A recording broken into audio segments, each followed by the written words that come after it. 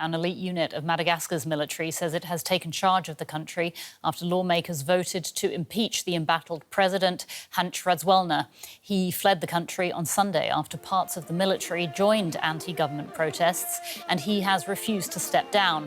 The youth-led protests started over almost 3 weeks ago and have resulted in deadly clashes with security forces. They're being fueled by public anger over water and power outages and alleged corruption. I spoke earlier to Gaëlle Borgia. She's a journalist in Madagascar's capital, Antananarivo, and I asked her to tell us what more she knew about the military takeover.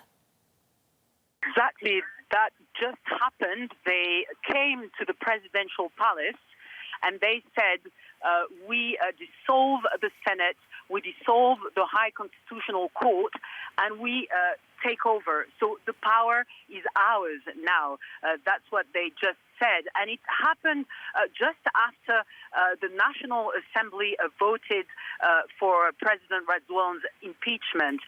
So it seems like it was coordinated. So first there was this National Assembly vote, and then the military from Capsat came to the presidential palace to make their announcement.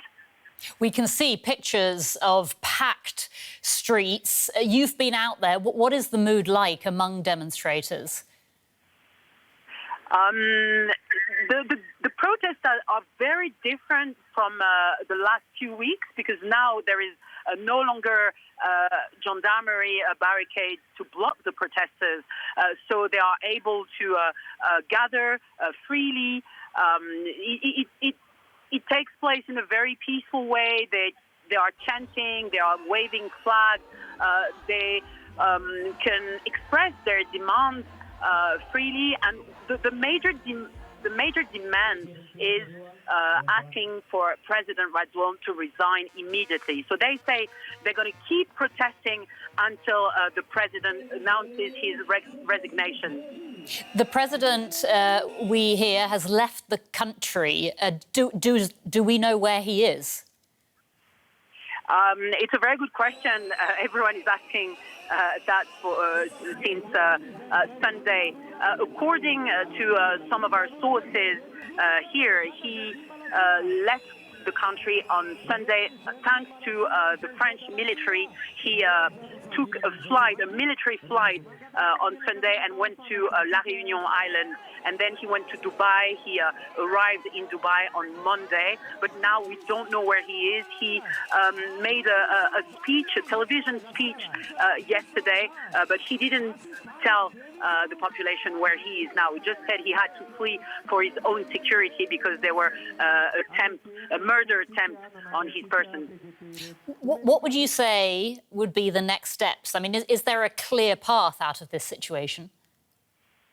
It's very difficult to say. There is a lot of confusion. So the MPs voted for his impeachment, but the question is their vote legal? It has to be validated by the High Constitutional Court. But then we just heard that Capsat military dissolved the High Constitutional Court.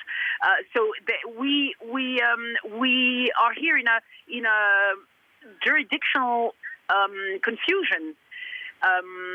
We don't know if this vote was legal. We don't know about this military announcement at the presidential palace. The president didn't say he resigned, so he is still in power legally. But so it's very difficult to say. So we have to wait for the next day to know exactly what's going to happen.